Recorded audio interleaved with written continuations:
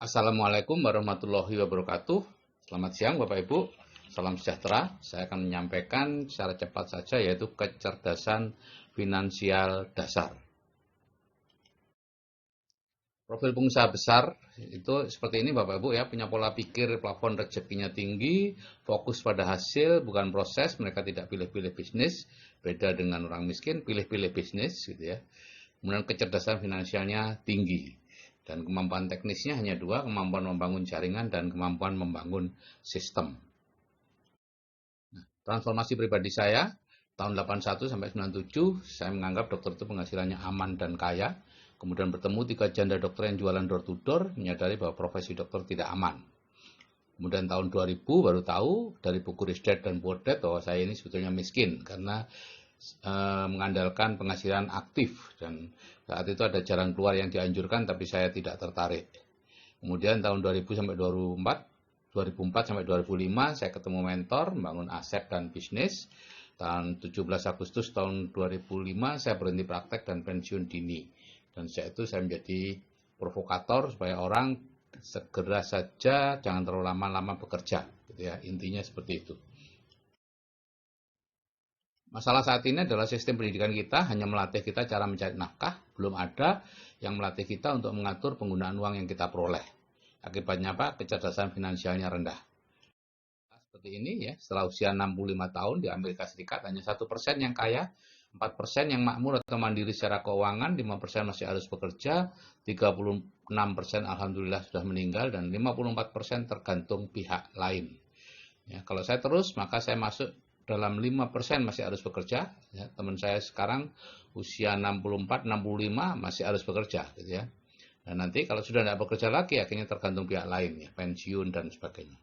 Dan fakta di Indonesia 80% profesional berpenghasilan besar akan jatuh miskin di usia tuanya. Dan fakta yang ketiga, 90% penerima lotre besar di Amerika Serikat jatuh miskin 3 tahun setelah terima lotre. Jadi ini semua masalahnya adalah pada kemampuan mengelola keuangan atau kecerdasan finansialnya. Yang dimaksud cerdas keuangan adalah mengerti 5 peraturan dasar keuangan, yaitu bisa membedakan aset dan beban, mengerti arus uang atau cash flow, mengetahui cara menggunakan uang, memahami penghasilan aktif dan pasif, dan mengetahui definisi kaya dan miskin. Saya akan bahas satu persatu. Aset dan beban. Ya. Jadi aset adalah segala sesuatu yang memberi pemasukan kepada kita. Seperti saham, real estate, bisnis, ternak, lahan produktif. Sedangkan beban adalah segala sesuatu yang menyebabkan kita keluar uang. Rumah atau mobil. Ya. Termasuk tanah yang ditelantarkan. Ya. Rumah itu mungkin nilainya akan bertambah gainnya. Tapi itu tidak berarti dia aset. Dia tetap beban. Ya, sama seperti Bitcoin itu juga bukan aset ya, karena itu hanya gainnya aja, nilainya saja yang meningkat. Nah, seharusnya Bapak Ibu, aset kita naikkan setinggi mungkin, beban kita tekan serendah mungkin. Tapi fakta yang terjadi, aset tidak dihiraukan, bebannya justru yang ditingkatkan. Ya, rumah dibesarkan, mobil, ya rumahnya tambah terus dengan harapan ini toh nanti naik, pasti aset. Salah Bapak Ibu ya. Disitulah yang menyebabkan kita sering bertambah lama bertambah miskin, sehingga harus kerja semakin keras karena bebannya semakin tinggi. Ada 3 macam arus kas ya. Arus uang, ya, peraturan yang kedua yaitu arus uang orang miskin, arus uang kelas menengah, dan arus uang orang kaya. Jadi kita baru disebut makmur atau kaya kalau memiliki arus uang orang kaya. Arus uang orang miskin seperti ini, penghasilannya dari pekerjaan, gitu ya, kemudian habis untuk makan, sewa, pakaian, hiburan, utang. Aset dan beban tidak dihiraukan. Jadi di sini meskipun dia masih seperti itu, tinggal di bawah jembatan atau sudah punya rumah, punya mobil, tapi kalau arus uangnya seperti ini ya, habis setiap bulan ya di arus uang orang miskin. Arus uang kelas menengah itu pemasukannya dari pekerjaan cukup besar, kemudian biasanya dibelikan beban, rumah, mobil, dan lain-lain, kemudian itu yang menyebabkan pengeluaran. Sedangkan aset tidak dihiraukan. Nah, biasanya ini rawan untuk berubah ke arus kelas miskin, menengah, balik lagi ke miskin, dan seterusnya. Uang orang kaya itu pemasukannya bukan dari pekerjaan, tapi dari aset. Hasil aset ya, dividen, bunga, sewa, keuntungan, dan sebagainya. Jadi bukan dari hasil pekerjaannya.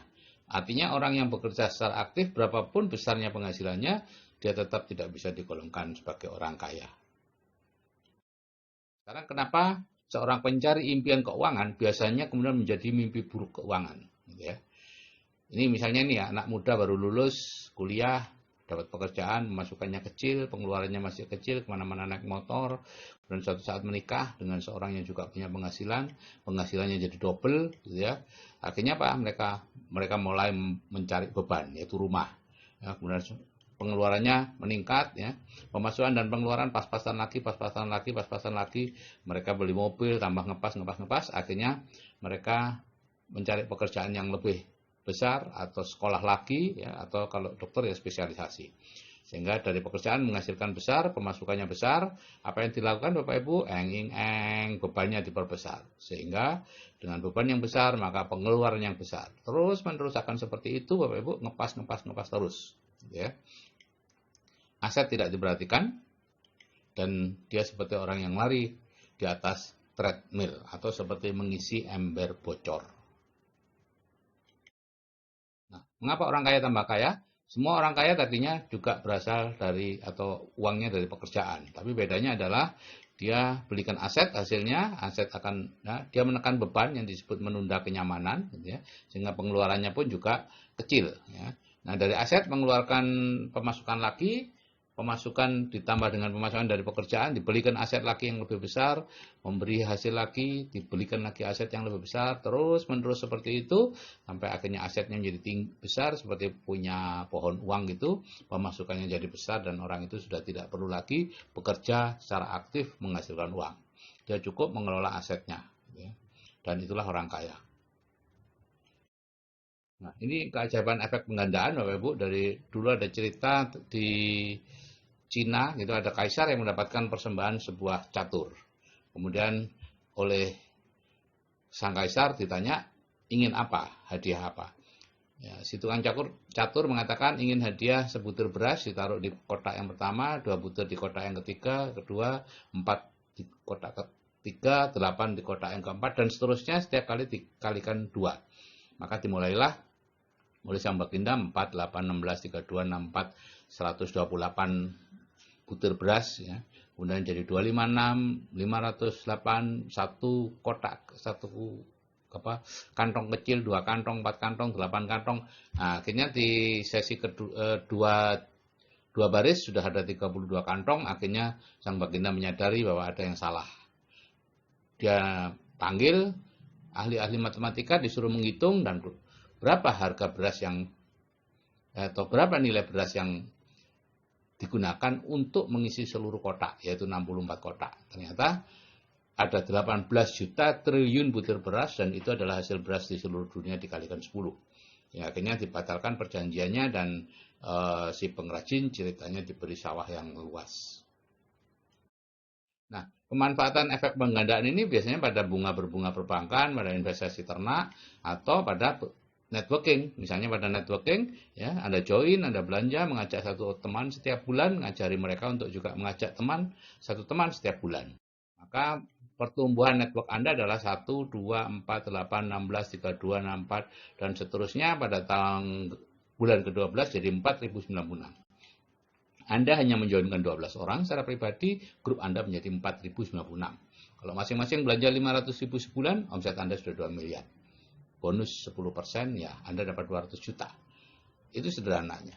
Masalahnya adalah apakah Anda tahan sampai bulan ketiga, keempat Anda tidak mendapatkan apa-apa karena menganggap bahwa ini tidak berjalan. Padahal itu berjalan. Itulah Bapak Ibu, bedanya efek penggandaan dengan efek linear. Nah, peraturan yang ketiga adalah tahu cara menggunakan uang. Ini ada 3 tipe orang dalam menggunakan uang. Yang pertama adalah peminjam yang menggunakan uang yang belum didapat, selalu kredit, ya, umumnya senang hidup mewah, selalu dalam posisi hampir bangkrut. Nah, saya ingin tanya Bapak Ibu, kenal enggak satu aja orang yang punya tipe peminjam? Yang kedua, tipe penabung. Ini mengandalkan uang yang sudah didapat, selalu beli cash, sedikit lebih lama sebelum bangkrut, akhirnya atau bangkrut juga. Dan yang ketiga adalah tipe investor. Sebagian penghasilannya disisihkan dan diinvestasikan, akhirnya hidup nyaman. Gitu ya. Peraturan yang keempat, kita tahu penghasilan aktif dan pasif, gitu ya. Penghasilan aktif adalah penghasilan yang disebut juga earn income, diperoleh dari pekerjaan, ya, tidak dihitung, dan ini sering disebut sebagai uang yang salah. Saya dulu sangat tersinggung mendengar ini, ya, tapi ketika menyadari, betul juga. Pada saat saya masih muda, saya cuma ngeret kereta berisi barang-barang sedikit begitu, ya, sepeda motor, mungkin panci di rumah itu, ya. Tapi lama-kelamaan akhirnya numpuk-numpuk dan saya tetap harus menggeretnya sendiri. Makin besar, mobil mungkin 2, 3, 4 mobil, rumah mungkin satu, ada villa dan sebagainya, semua yang geret kita sendiri dan akhirnya tidak kuat. Itulah, jadi di sini uang yang salah karena semakin besar penghasilannya akan semakin besar masalahnya. Yang kedua, penghasilan pasif itu disebut juga residual income, yaitu penghasilan yang berasal dari aset. Ini sifatnya permanen, tidak tergantung pada kondisi kita, dihitung dalam menilai kekayaan seseorang, sangat bermanfaat untuk keturunan kita. Disebut sebagai uang yang benar. Ya, seperti ini Bapak Ibu, mula-mula kita hanya punya satu sumber, ya, satu kuda, kemudian bertambah banyak sumbernya dan bertambah banyak sumbernya sehingga kita bisa lebih santai. Donald Trump mengatakan setiap orang punya bakat meniru. Selama ini bakat itu kita gunakan untuk meniru cara mendapat uang yang salah. Ya, karena di sekitar kita seperti itu. Nah, jika bakat tadi digunakan untuk meniru cara mencari uang yang benar, maka kehidupan yang luar biasa akan menantinya. Ini penghasilan aktif dan pasif bedanya seperti ini, ya. Kalau penghasilan aktif itu begitu Anda bekerja, Anda langsung dapat uangnya. Kemudian mendatar dan suatu saat pasti akan turun. Pasti, itu hanya masalah waktu saja. Mungkin kurang tinggal 20% atau berapa. Sebagai gambaran, kemarin di koran ada, yaitu seorang dirjen itu pada waktu aktif dapat 40 sampai 50 juta setiap bulan. Tapi begitu pensiun dapat 4 juta saja. Bapak bisa bayangkan enggak? Seorang dirjen yang biasa hidup dengan puluhan juta, kemudian tiba-tiba mendapat pensiunnya 4 juta. Apa yang terjadi? Hanya ada dua pilihan, mencari pekerjaan lain atau stroke. Karena agak sulit untuk mengatasi masalah yang sangat jomplang tadi. Nah, ini kerja dapat uang, kalau nggak kerja, ya nggak dapat uang. Kalau penghasilan pasif itu, mula-mula kita nggak dapat uang. Jadi gini, kerja membangun aset, aset menghasilkan uang. Setelah kita nggak kerja lagi, aset sudah terbentuk, akan menghasilkan uang terus-menerus. Ini ada 4 cara mendapatkan penghasilan, Bapak Ibu, ya, yang oleh Robert T. Kiyosaki dikatakan sebagai cash flow quadrant. Ya, ada bukunya yang saya baca luar biasa sekali. Yaitu ada empat cara. Ya, apapun pekerjaan Bapak Ibu, apapun cara Bapak Ibu mendapatkan penghasilan bisa dimasukkan dalam 4 kategori ini. Yang pertama adalah kuadran E, employ, ya, yaitu kerja keras, tidak aman dan tidak punya waktu. Ini pegawai, ya, bekerja kepada orang lain.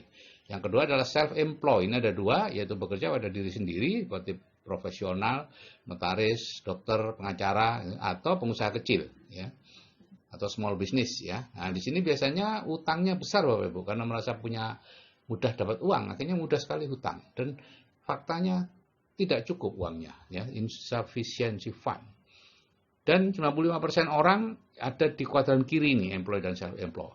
Sedangkan kekayaan dunia hanya 5% yang ada di sini. Sehingga di sini semakin berat persyaratannya dan karena semakin kecil, ya. Sehingga kalau dulu Bapak Ibu S1 itu sudah top markotop, sekarang S1 sama seperti lulusan SMA tahun 70-an. Dokter umum dulu wah luar biasa. Sekarang kalau tidak spesialis atau subspesialis baru seperti kehidupan dokter umum 30 tahun yang lalu. Nah, yang kuadran kanan adalah B, business owner, itu ada 3, konglomerasi, waralaba, dan networking. Itu kelompok business owner, ya. Kerjanya mudah, hasilnya stabil, dan punya banyak waktu luang, gitu ya. Nah, kemudian I, investor, ya tidak punya utang, uangnya banyak, karena di sini uang yang bekerja untuk kita. Jadi yang sebelah kiri adalah active income, sebelah kanan passive income, sebelah kiri stress, sebelah kanan freedom. Orang sebaiknya tidak terlalu lama di employ dan self-employ, segera pindah ke kuadran kanan, ya, business owner dan investor. Peraturan yang kelima, kita harus tahu apa itu kaya dan makmur, ya. Sangat ironi Bapak Ibu, kita seumur hidup bekerja supaya kaya, tapi kita sendiri tidak tahu sebetulnya definisi kaya itu apa. Sehingga akhirnya salah semua, gitu ya. Kita menganggap kalau orang punya penghasilan besar, mobilnya besar, rumahnya besar itu kaya. Enggak, sekarang saya baru tahu bahwa sebagian besar mereka itu justru miskin. Ya, termasuk saya dulu miskin.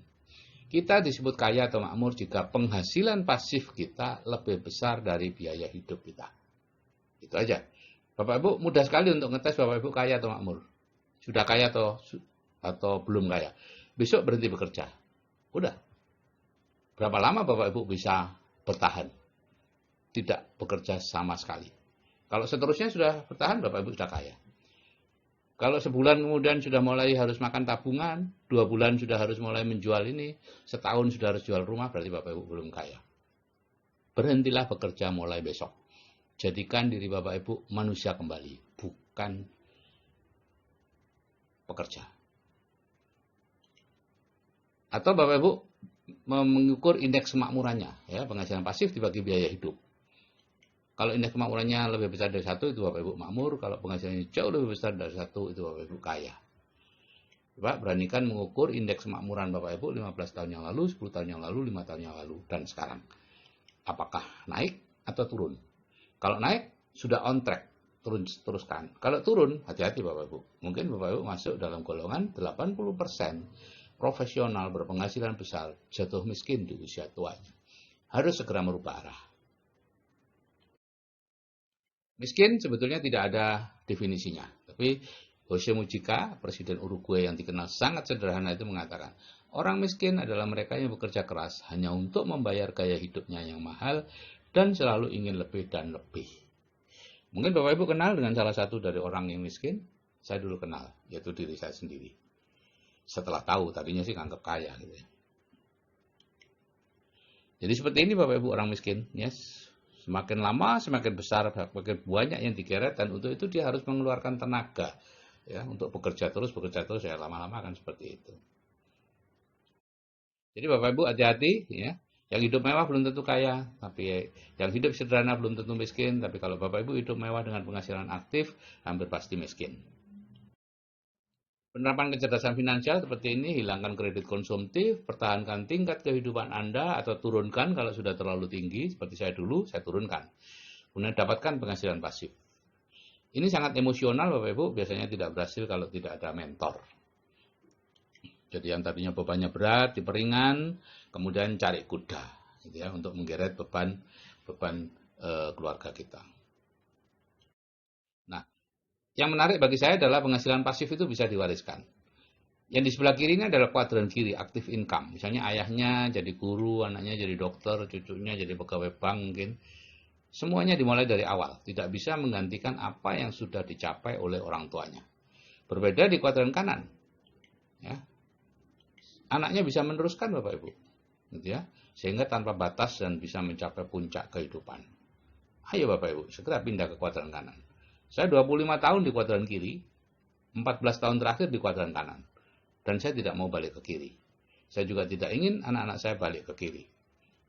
Kita bisa kok mencari sumber uang, mengadakan sumber uang, sehingga uang itu akan terus-menerus datang. Sangat bisa. Jika saya yang sudah berumur aja bisa, saya pastikan Anda juga pasti bisa.